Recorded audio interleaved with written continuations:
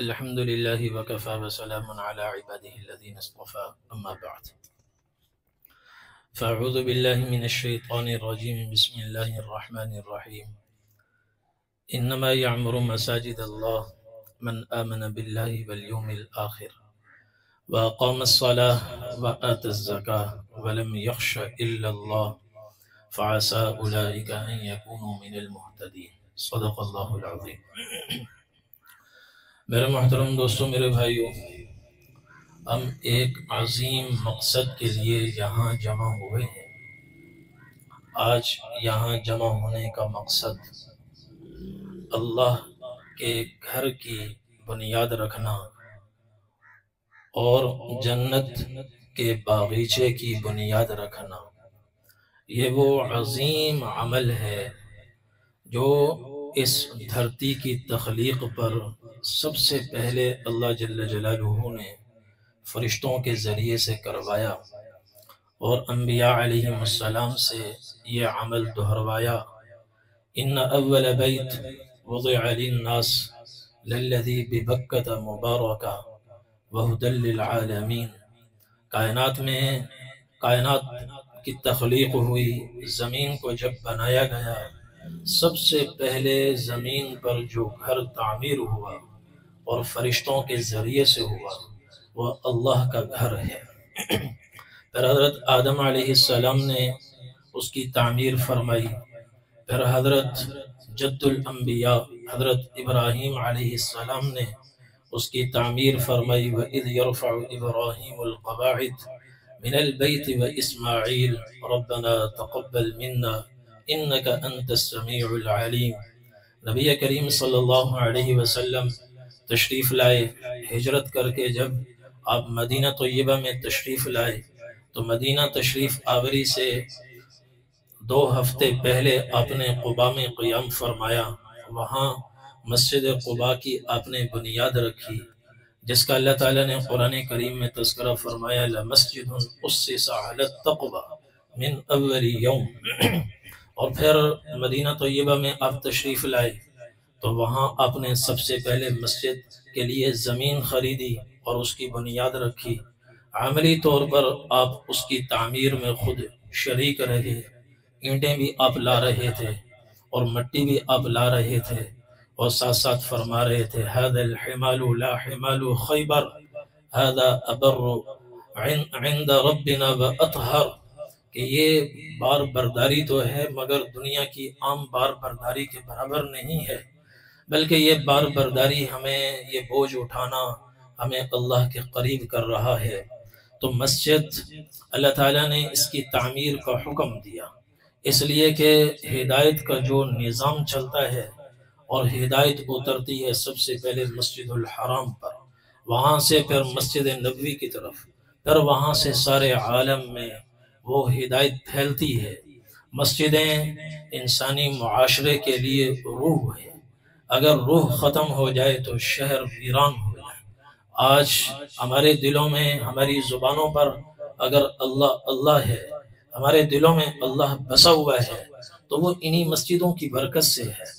آخر قرب قیامت میں مسجدیں سب سے پہلے ویران ہوگی، پھر منہدم ہوگی، اور جب مسجدوں کا نشان مٹے گا لوگوں کو دین کا نہیں پتہ ہوگا، کچھ نہیں پتہ ہوگا، اور وہ اللہ اللہ بھی بھول جائیں گے، اور جب اللہ اللہ بھول جائیں گے تو پھر قیامت برپا ہوگی۔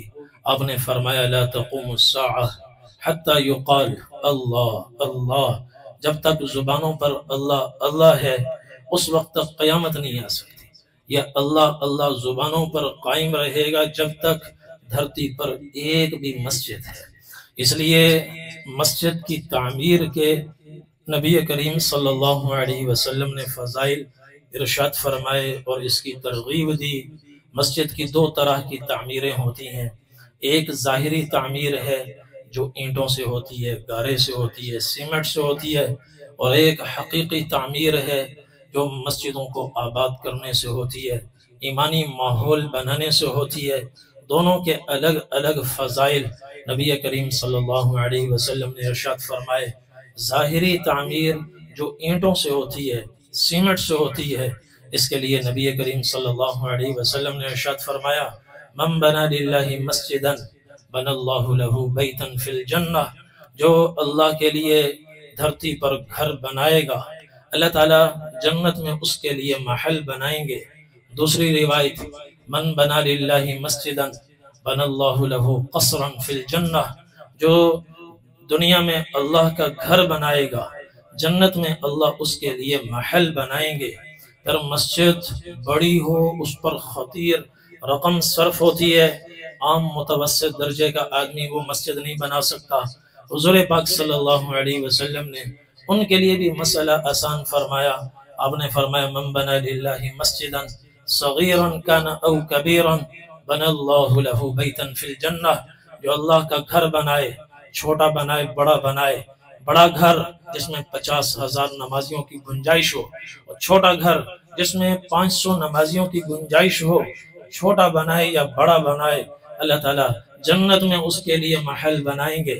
پھر چھوٹا گھر بھی کم از کم 15-20 لاکھ روپے کی ضرورت اس میں ہوتی ہے، اس کے بغیر وہ بھی نہیں بن سکتا، اور اتنی رقم تو اس آدمی کے لیے مشکل ہے جو خود نانے شبیہ کا محتاج ہو، وہ تو پھر اس فضیلت سے محروم رہ گیا۔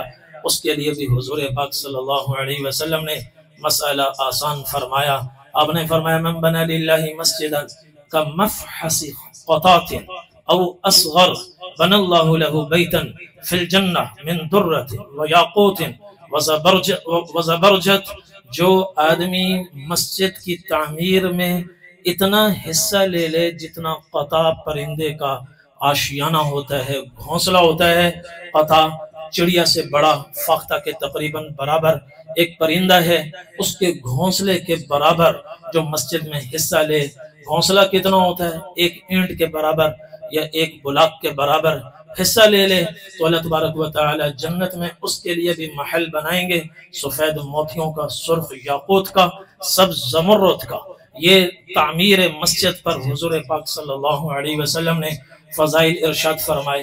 اور ایک حقیقی تعمیر ہے کہ مسجد کو آباد کرنا، ایمانی ماحول ہو اور اس سے دنیا میں ہدایت پھیلے، وہ کہ اس کے لیے بھی فضیلت ہے۔ انما یعمر مساجد اللہ من آمن باللہ والیوم الآخر واقام الصلاة وآت الزکاة ولم یخش الا اللہ فعسى اولئک ان یکونوا من المہتدین، کہ مسجدوں کو ہر کس نہ کس آباد نہیں کر سکتا، مسجدوں کو وہی لوگ آباد کرتے ہیں جن کے دل پہلے ایمان سے روشن ہو، نماز قائم کریں، زکوٰۃ ادا کریں، اور ان کے دلوں میں سوائے اللہ کے اور کسی کا خوف نہ ہو، کسی کا ڈر نہ ہو، وہی آ کر مسجدوں کو شاندار طریقے سے آباد کرتے ہیں، اور ان کی محنت سے مسجد بقعہ نور بنتی ہے۔ ان کا کیا انعام ہے؟ فَعَسَىٰ أُولَٰئِكَ أَن يَكُونُوا مِنَ الْمُهْتَدِينَ، اللہ تعالیٰ ایسوں کو ہدایت کی بلند چوٹیوں تک پہنچاتے ہیں، اور ان کے دل قلوبہم مصابیح الہدا، ان کے دل ہدایت کے چراغ بن جاتے ہیں۔ یہ ان کا انعام ہے۔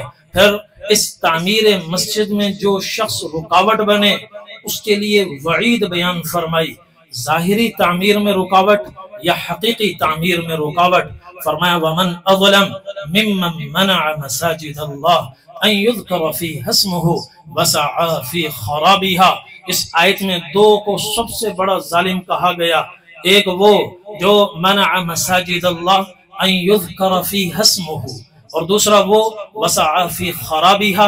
یہ دونوں سب سے بڑے ظالم جو مسجد کو ویران کرے، مسجد کی اینٹیں گرائے، مسجد کے در و دیوار گرائے، جو مسجد پر تالے لگائے، لوگوں کو آنے سے روکے، وہ بھی سب سے بڑا ظالم، جو مسجد میں فتنہ فساد پیدا کرے تاکہ لوگ مسجد میں آنے سے کترائیں، وہ بھی سب سے بڑا ظالم۔ تو مسجدیں اللہ کا گھر ہیں، جنت کا باغ ہیں۔ نبی کریم صلی اللہ علیہ وسلم نے ارشاد فرمایا اذا مررتم بریاض الجنہ فارتعوا، جنت کے باغات سے جب تمہارا گزر ہو تو چرو۔ صحابہ نے عرض کیا یا رسول اللہ وما ریاض الجنہ، جنت کے باغات کون سے ہیں؟ نبی کریم صلی اللہ علیہ وسلم نے ارشاد فرمایا المساجد، یہ مسجدیں جنت کا باغ ہیں۔ عرض کیا وما الرتع یا رسول اللہ، چلنا کیا ہے، کھانا کیا ہے؟ آپ نے فرمایا سبحان اللہ والحمدللہ ولا الہ الا اللہ واللہ اکبر۔ یہ جنت کے میوے ہیں، یہ جنت کے فواکہ ہیں، یہ جنت کی سوغات ہے، یہ مسجدوں کی سوغات ہے۔ اور پھر حضور نے فرمایا المسجد حصن حصین من الشیطان، مسجد قلعہ ہے، صرف قلعہ نہیں، مضبوط قلعہ، فتنوں سے بچاؤ کا ذریعہ، شیطان سے بچاؤ کا ذریعہ، دشمنان اسلام سے بچاؤ کا ذریعہ، مضبوط قلعہ، مضبوط مورچہ اور مضبوط حصار ہے مومن کے لیے۔ اور پھر حضور پاک صلی اللہ علیہ وسلم نے ارشاد فرمایا، حدیث قدسی ہے، اللہ جل جلالہ ارشاد فرماتے ہیں ان بیوتی فی الارض المساجد، میرے گھر دیکھنا چاہتے ہو دھرتی پر تو آؤ مسجدوں کو آ کر دیکھو، یہ مسجدیں میرا گھر ہیں، مسجدیں میرا گھر ہیں۔ طوبى لمن تطہر فی بیتہ ثم زارنی فی بیتی، مبارک ہے وہ انسان جو گھر میں وضو بنائے اور مسجد کو آئے، میری ملاقات کو آئے۔ فحق علی المزور ان یکرم زائرہ، تو پھر میزبان کے ذمہ ہو جاتا ہے آنے والے مہمان کا اکرام کرے۔ تو آپ نے فرمایا جو مسجدوں کو آتے ہیں وہ میرے مہمان ہیں، اللہ جل جلالہ ارشاد فرماتے ہیں۔ تو یہ تعمیر مسجد، ظاہری تعمیر میں بھی ہمیں حصہ لینا چاہیے، حقیقی تعمیر میں بھی ہمیں حصہ لینا چاہیے۔ یہ بہت بڑا صدقہ جاریہ ہے اور اصال ثواب کا ذریعہ ہے اور مرحومین کو کی مغفرت کا بڑا ذریعہ ہے۔ او مسجدن بنا، آپ نے جو صدقات جاریہ کی مختلف شکلیں بیان فرمائی، ان مما يلحق المؤمن من عمله وحسناته بعد موته علما علمه ونشره او مسجدا بناه او مصحفا ورثه او مسجدا بناه او بيتا لابن السبيل بناه او صدقة اخرجها من ماله في صحته وحياته تلحقه من بعد موته، آنکھیں بند ہونے کے بعد جو چیزیں اس وقت کام آئیں گی آپ نے ان کی فہرست بیان فرمائی۔ ان میں ایک بڑا نام مسجد کا ہے، جو مسجد کی تعمیر میں حصہ لے گا اللہ جل جلالہ اس کے لیے صدقہ جاریہ جاری فرما دیں گے۔ اور مسجدیں کسی شخص کی ملکیت نہیں ہوتی، وَأَنَّ الْمَسَاجِدَ لِلَّهِ، مسجدیں اللہ کی ہیں، یہاں کوئی وراثت جاری نہیں ہوتی، کوئی ترکہ جاری نہیں ہوتا، مرنے کے بعد اس پہ کینچی نہیں چلتی، اس پہ بندر بانٹ نہیں ہوتی۔ جو حصہ مسجد کے لیے وقف ہو گیا قیامت تک کے لیے وقف ہے، جب تک وہ مسجد آباد رہے گی، جب تک اس میں ایک نماز پڑھنے والا رہے گا، جب تک وہ مسجد قائم رہے گی، وجود اس کا رہے گا، مرنے والے کو اس کا اجر و ثواب پہنچتا رہے گا۔ حضور صلی اللہ علیہ وسلم نے فرمایا، اللہ تعالیٰ خود قرآن میں فرماتے ہیں یا ایھا الذین آمنوا اتقوا اللہ ولتنظر نفس ما قدمت لغد، اے لوگو، اے مسلمانوں، اے اہل ایمان والو، صرف دنیا تک محدود نہ رہو، صرف دنیا کے لیے مت سوچو کہ جوانی میں محنت کرو بڑھاپے میں کام آئے، صرف بڑھاپا نہیں ہے، بڑھاپے سے آگے موت کے بعد کی نہ ختم ہونے والی ایک طویل منزل ہے، وہاں بھی انسانی ضروریات باقی رہتی ہیں۔ کچھ وہ کام کرو جو کل تمہارے کام آئیں، وَلْتَنْظُرْ نَفْسٌ مَا قَدَّمَتْ لِغَدْ، کل کام آنے والے کام کرو۔ وہ کیا ہیں؟ نبی کریم صلی اللہ علیہ وسلم نے ارشاد فرمایا علی کل مسلم صدقہ، ہر مسلمان کے پر لازم ہے ایسے صدقے کرے جو کل اس کے کام آئیں۔ صحابہ نے عرض کیا یا رسول اللہ فَإِن لَمْ يَسْتَطِعْ أَوْ لَمْ يَجِدْ، پلے کچھ نہ ہو تو کیا صدقہ کرے، یا اس میں استطاعت نہ ہو تو کیا صدقہ کرے؟ حضور صلی اللہ علیہ وسلم نے ارشاد فرمایا یہ تم کیا بات کرتے ہو، فَلْيَعْمَلْ بِيَدَيْهِ فَيَنْفَعُ نَفْسَهُ وَيَتَصَدَّقْ، اللہ تعالیٰ نے ہاتھ پاؤں دیے ہیں، یہ کیوں کہتے ہو جیب خالی ہے؟